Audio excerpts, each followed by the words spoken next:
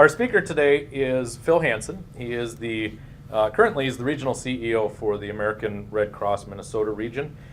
Phil comes to us today with a story that encompasses 30 years of leadership in the nonprofit sector. He began as a district executive with the Boy Scouts of America in the Gateway Area Council in La Crosse, Wisconsin. During his career, since leaving the Boy Scouts and joining the American Red Cross, he has served as a director of disaster services, a director of health and safety services, development director, a regional development officer, and is the chapter CEO in Madison and La Crosse. So he's literally done just about every job there is to do in the Red Cross. So he comes to his position well informed. He served as the service area executive with Red Cross's national headquarters, where he oversaw 140 Red Cross chapters in 8 northeastern states, Puerto Rico, and the U.S. Virgin Islands. In addition to that, he has personally supported and responded to hundreds of disasters across the country, helping thousands of people recover from the worst of circumstances. He has a BA in Public Administration from UW-La Crosse and a master's degree in nonprofit management from Hamline University. He and his wife Linda live in St. Paul. And just as a personal testimonial, I can tell you that Phil is a tremendous leader. I've had the very great fortune and privilege over the last almost 2 years to serve on the board of the Minnesota region. And to see Phil's leadership style in action is really something to behold. He is a man of tremendous energy and enthusiasm, and he makes his board members work. We actually have a work plan that he holds us accountable to. So he gets the most out of his board, and is part of what makes him such an effective leader for this region. So with that, I'd like to introduce to you Phil Hansen. So if you can imagine having Jamie on the board, he's one of our superstar board members as well, so he brings the rest of them up along the way too. He's been a tremendous board member and leader for us. So I'm very thrilled to be with you today to talk about the American Red Cross. And you know, sometimes people say the Red Cross is the only organization that asks you for your time, your money, and your blood. We'll talk about all three of those things a little bit today. We have quite a lot to cover, and the Red Cross is a fascinating organization. I go about 500 words a minute with Gus up to 1,000, so I'll move along fairly fast through the presentation. We'll try to leave some time at the end for questions. And I have a great wrap-up video to share with you as well that I think you very much might enjoy. Usually I'm a Rotarian as well. I'm on my third club now. I'm part of the downtown club here in Minneapolis. And I love talking to Rotary groups because they're so community connected. You know, they're part of what we're all about as well. And actually Red Cross and Rotary have a lot of things in common. And even the fact that we're both trying to eradicate a terrible disease from the globe, where Rotary is concerned with polio, the Red Cross is concerned with measles. And we can talk about that a bit as the day goes on today. But usually when I start my presentations, I'll oftentimes ask people, if you or a family member have ever been connected to the Red Cross in some way. And usually when I ask that question, about half the people in the room will raise their hand. And then I'll give this program and walk through this presentation you're going to see today. And typically I ask that question again at the end, and almost always the entire room's hands go up. Because you forget, for instance, that your children took swimming lessons from the Red Cross, or somebody in your family needed blood, or somebody had a fire, a military member had to get home on emergency leave. We'll touch on all those things today and give you kind of a strong overview of the good work of the Red Cross. I've been at it, as Jamie said, now over 30 years, different places across the country. I haven't had a chance to do this work, and I'll tell you, it is a great privilege to get to do what I get to do every single day. It's brought home to you oftentimes because I'm always wearing the pin, right? So just recently I stepped into a Super America store, and the woman across the counter looks at my pin and she says, "You're with the Red Cross." I'm like, oh boy, here we go. So she comes around in the corner, comes around, out from behind the counter, comes up to me and gives me the biggest hug. She says, a week ago, my family, my 2 kids and I had a terrible house fire. And your volunteers came and they got us food and they got us clothing and got us shelter. I'm so appreciative for what you guys did for us. I want you to go back and tell every volunteer in your organization what a great job they did for our family. So we get this privilege to stand with people in that moment in time when they've lost everything and give them something back again. And it is a truly amazing thing. Wearing the pin and flying out to 9/11 when I had an opportunity after the flights were allowed back into New York again, and just having this pin and having people just holding on to you and hugging you and just dealing with all the emotions surrounding that. Again, you felt this great privilege of the work we get to do every day. So let me walk you through this a little bit. I have a little PowerPoint presentation. Are you guys able to see this already? If you want to cut the front lights, that would be great. And then I can move forward a bit for you as well. The Red Cross, it happens to be Red Cross month, so I'm glad to be with you today. All the way back to Roosevelt, they declared Red Cross Month every subsequent March. And several presidents, of course, have come through and do a proclamation every year declaring March as Red Cross Month. So it's a time when we celebrate the good work of the Red Cross, which has been around in the United States now since 1881. So we've been here quite a long time serving our communities. As it turns out, we are literally coming up our 100th anniversary here in Minnesota. So next year in 2017 will be the 100th anniversary of the Red Cross in Minnesota. So we'll be doing lots to sort of highlight the history of this great organization. Most people don't know this. The Red Cross is a global organization. We have 189 permanent presences around the globe. The way the Red Cross got started is pretty fantastic. A guy named Henri Dunant, he witnessed a battle in northern Italy. He was actually a businessman. I like to think he was probably a Rotarian. He was trying to catch up with Napoleon III. He had a business proposition for Napoleon. He caught up with Napoleon outside of a small town called Solferino, Italy. And there had just been a battle, and at the time, there was no treaties or anything about how soldiers are treated after they are on the battlefield. So all these dead and dying soldiers are lying on the field, and he's very moved by this. He goes into the neighboring community of Solferino, and the immortal words in the Red Cross are "Tutto fratelli," which means we are all brothers. And he convinces the townspeople to come out to the battlefield and begin caring for these soldiers. And over subsequent days, he does this. And while he's doing it, he's writing down what's happening. And at the end, he writes a pamphlet called Un Memoire de Solferino, or A Memory of Solferino. And in it, he says we should have a body of some kind, an international body that ensures the fair treatment of soldiers after battles. So the like-minded people of Europe at the time read this pamphlet, and they've come together in Geneva and formed the first Geneva Convention. 12 signatories to the first convention, and at that first convention they lay down some rules about how countries will treat wounded soldiers. And over time now, 189 countries have signed on to the Geneva Conventions and are party to those now. And they needed an institution to carry forward the convention. So they took the Swiss flag, which is a white cross on a red background, switched it, and became the Red Cross symbol for the institution going forward. So the Red Cross has been around since the late 1850s. And today, about 1 in 435 people in the world is a Red Cross volunteer. About 1 in 25 people in the world will get some help or support or assistance from the Red Cross this year. The whole thing is predicated on a brilliant set of principles. And and you can see them across the bottom here: humanity, impartiality, neutrality. Humanity has to do with the fact that we are here to alleviate human suffering. That's the purpose of the organization at the end of the day. And we do it, we don't care about your race, your color, your creed, your ethnicity. If you're a hurting person, you come to us, we are going to help you. We don't take sides with government and our neutrality. And across the other principles, voluntary service is absolutely critical to the success of our organization. It's really volunteers that make the Red Cross go and make the Red Cross successful each and every day. So as you can see, we have kind of a wide range of volunteers. In Minnesota, some 4,000 volunteers work every day to deliver the services of the American Red Cross across our communities. We have a range of people that deliver 50,000 plus hours every year to ensure that people get the help and the hope and the support that they need. We also have, as Jamie mentioned, an amazingly engaged board of directors. We have a great team of people. The board here in the cities is about 52, 53 members now, so it's a sizable board of directors, and we have boards across the state and our other communities as well. So over 100 board members serving in our communities right now. Again, very, very engaged in supporting the success of our mission, and they're a very mission-based, mission-successful kind of a board. So the mission of the American Red Cross is to prevent and alleviate human suffering in the face of emergencies, and it does this by mobilizing the power of volunteers and the generosity of our donors. And I love this little note next to it. It's hard to explain to a non-Red Cross person how you are able to be woken up in the middle of the night, drive someplace you've never been to take care of someone that you've never met. And that's the tremendous work of the organization, because many of our volunteers, especially our disaster volunteers, are getting out there at 2 in the morning at house fires and other events to provide services to people. So my territory, I'm part of a region. I cover the state of Minnesota. You can see the different offices with the little red crosses on there across the state.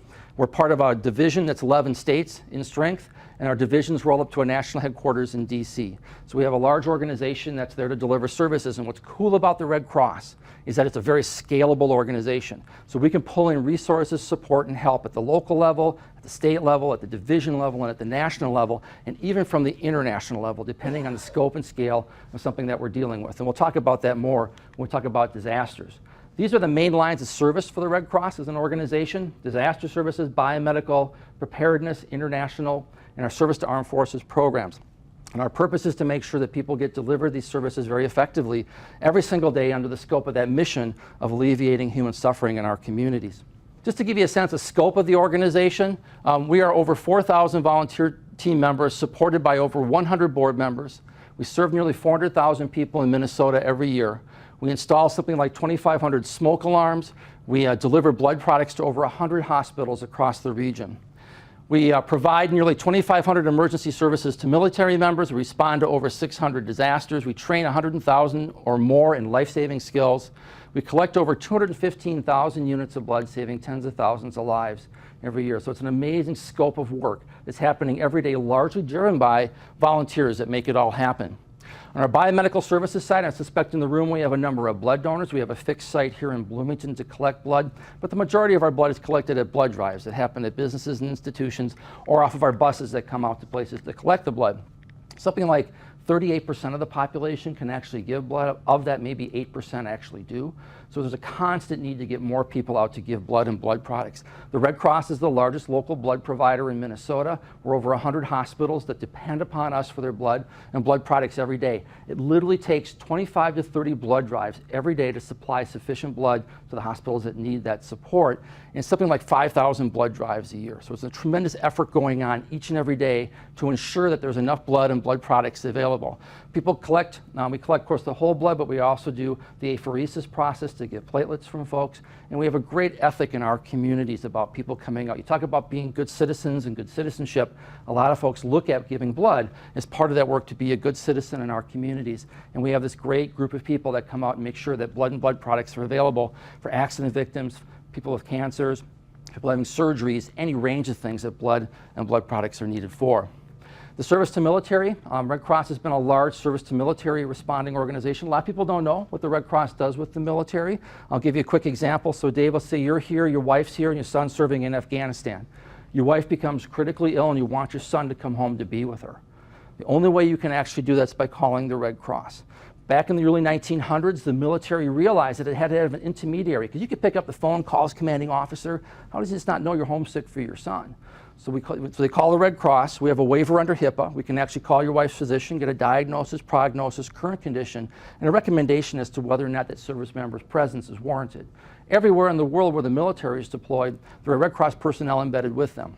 We have an encrypted messaging system from the Department of Defense. We push that message through to Afghanistan. Our person on the ground tracks down command. Command decides if they'll release, and then we help to get the service member home. 72 hours, oftentimes we can have a service member bedside. We also handle it for a death in the family to get them home for funerals, happy messages like a baby's been born. So we're delivering messages all the time. We'll handle about 2,500 messages here this year. We'll do about 300 and some thousand across the country this year in support of our military members. We also do reconnection workshops for returning service members, helping them get back into the flow of life again, having returned from deployment for a period of time. We have psychological first aid classes for deployed families. We work in the VA hospitals delivering social service programming. We even have a holiday meal for heroes program that all of you should be involved in, because it doesn't cost anything, at Rotary, to make sure that at the holidays every service member gets a pack of 10 to 12 signed holiday cards from the American citizenry. We make sure we did 12,000 cards here in Minnesota alone last year to our service members, making sure that they were remembered at the holidays from the American people. So it's a great way to kind of interact with them. Let me give you one example of why this military service is so important. Oftentimes for us, we don't get to hear the end of the story. But we had a service member's family call us up and then wrote us a letter, and they said, you know, we wanted to let you know what happened after we called you to get our son home. It turned out the young man's grandfather was dying. He's so close to death that they'd actually kind of turn the lights down in the room to make his passing just a little bit easier for him. Now they called us up and they said, you know, his son is serving in a ship off the coast of Iraq. He is a naval officer. And we said, well, it's a grandson, grandfather, so it's a little bit tougher sometimes to get him home, but we would do our very best to get him there to be with that grandfather who was dying. So we put the message together, we pushed it to the ship at sea, and for us sometimes it's a long time before we hear what happened, but the family wanted to say, we wanted to let you know what happened. They said about 72 hours later, into the dimly lit room appeared this young man, beautiful, you know, naval white dressed uniform, steps up to the edge of the bed, looks down at the man on the bed, snaps a salute to the man on the bed and says, permission to come aboard. The man feebly raises up his hand. He returns the salute to the young man and he says, permission granted. The young man removes his hat, removes his coat, crawls into bed, and holds his grandfather until he dies. So if you can think of a better service for our military families than making that kind of connect, then make you all sad. I'm very sorry about that, but it's really an emotional thing, right, to be able to do this. And I come back to that area of being a privilege, to stand with our military members and their families during times of crisis, to reconnect them, to bring them back together, and to support their needs. We're very fortunate to get to do this kind of work every single day. On the pictures here, you're seeing us doing raised bed gardens at the spinal cord unit at the VA hospital. You're seeing programming going on to help with messaging to service members. And we work closely with the military and exercise with the military to get prepared for bigger disaster events when they're going to happen in our communities. On the health and safety side, we deliver CPR, first aid, OSHA 10, OSHA 30, bloodborne pathogen, pretty much any class that you need. About 70% of our CPR first aid students, we have over 100,000 students that go through our health and safety programming every year. About 70% need it for a business-related reason. You have to have CPR credential for your work. So we have lots of people that come to us for CPR classes, first aid classes, and of course all those learn to swim programs. The water safety instructors use our curriculum, the lifeguards. A lot of people's first job was the fact of being a lifeguard, as a Red Cross lifeguard. So we do a lot of work to train young people, to train our communities to be prepared for emergencies. We want you to think about this. If you're not trained in CPR, you should be. Talk about the right kinds of things to do to be a good American citizen and be prepared for an emergency should it ever happen. This idea of, who's the most likely person you're going to have to help? Who do you hang out with all day long? People that are family members and friends. And what a terrible feeling it is to be in that moment when a person's gone down and you don't know what to do. So a little bit of training goes a long way to be able to get yourself prepared to respond when a cardiac event happens and to be ready to help somebody if they ever need it. So taking that training is great. And we also train for the automated external defibrillators now. You can actually buy the AEDs from the Red Cross as well. Greatest tool ever in saving lives. But making sure you're trained is very important. We also reach around the world. So an additional line of service for Red Cross is international services. We have a great program. You come here from another country, left your home country because of the circumstances of war or disaster, and now you can't find your family.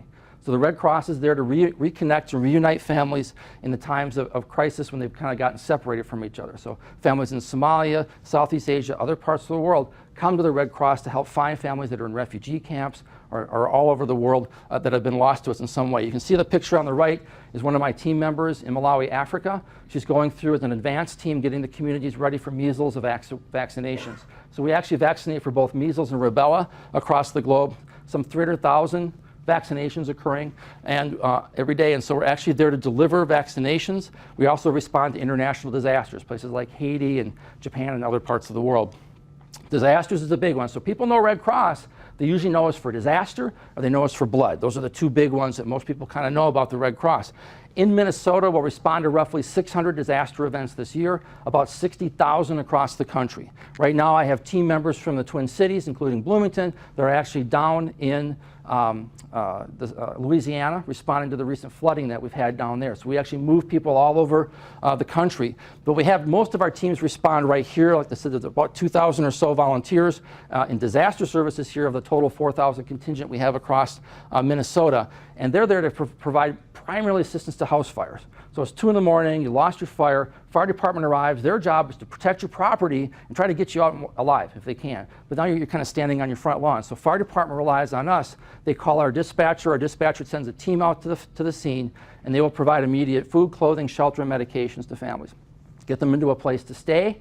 We oftentimes will send integrated care teams, a mental health professional, a physical health professional, along with caseworkers to deliver the assistance that people need and get them into a place. And then we come back the next day, we'll sit down with them and give them additional assistance that they might need to complete their recovery. And that might be additional food and clothing and shelter. We also then provide them connection to other community-based resources, and we have lots of partners. The Red Cross is all about partners, partners, partners. We have lots of partners and friends and interrelationships to connect people to the resources, the support, and the help they need. In addition to responding to the big disasters, you can see the bridge collapse up here and some of the other events.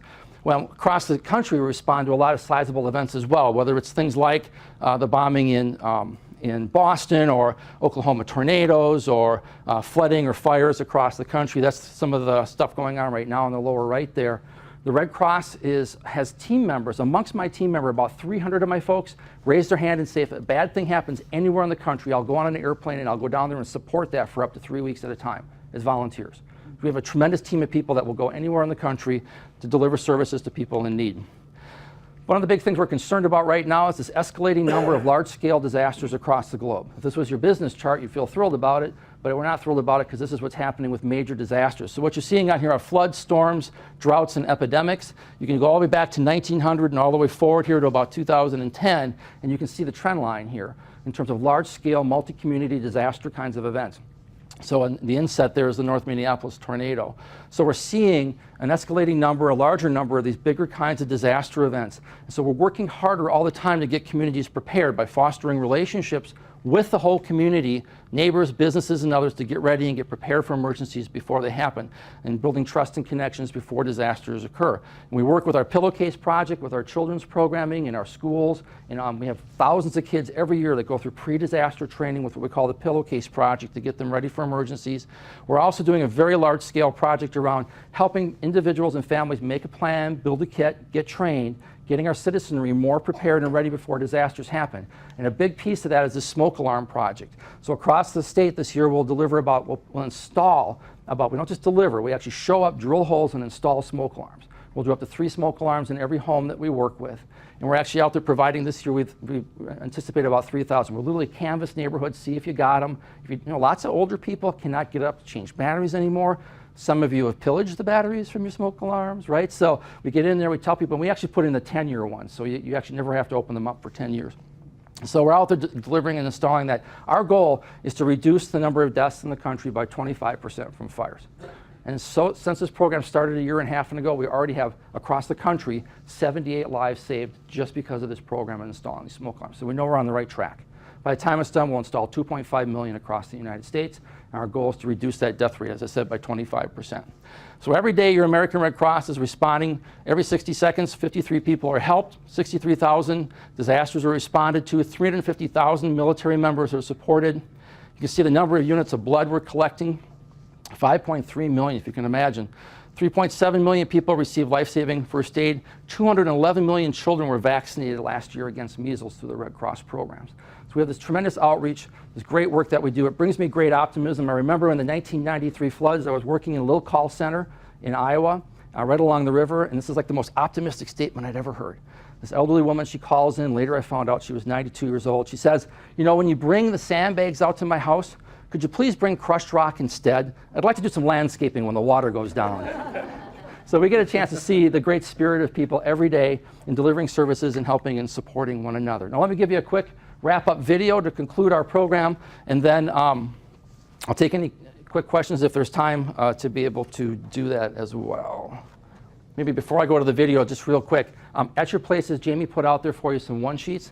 If there's anything on here that you'd like to, everything I've talked about today is actually on this one sheet. And we actually have 2 big events coming up in Bloomington as well. So just so you're aware of this, that we have our Clara Barton humanitarian luncheon coming up and our Heroes Breakfast. That's on the back.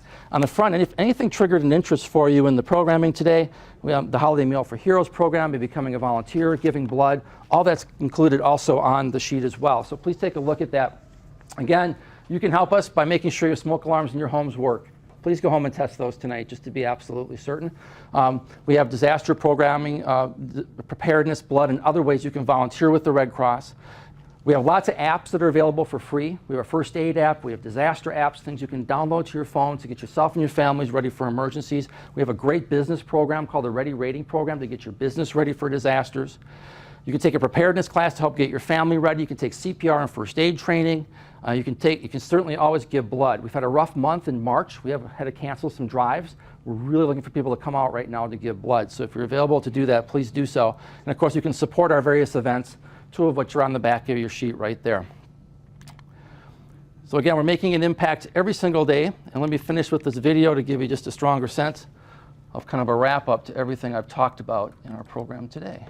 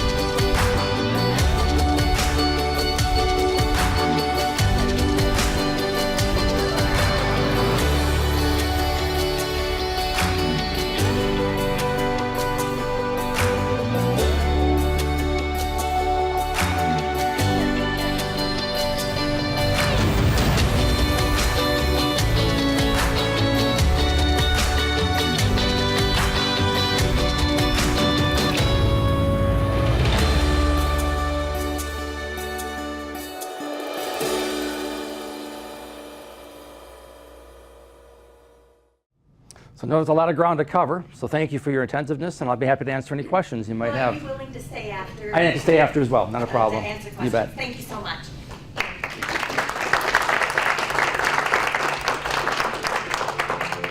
In appreciation of your speaking presentation today, a donation to End Polio will be made in your name to End Polio Now, which Brilliant. is a signature project of Rotary International. In the early 1980s, there were 400,000 cases of polio in the world each year, and Rotary decided to join with other organizations to lead the eradication of polio. We are so close to eradicating this devastating disease. We've had 7 cases in 2016, 6 in Pakistan, 1 in Afghanistan. And that is compared to last year, where there were 20 cases last year at this time. So we're about a third of where we were last year. Success over polio will help fuel the energy for what people of the world can do when we work together. And here is a certificate. Wonderful. And a polio now pin. Thank you very much. Thank you so Appreciate much. that. Thank you.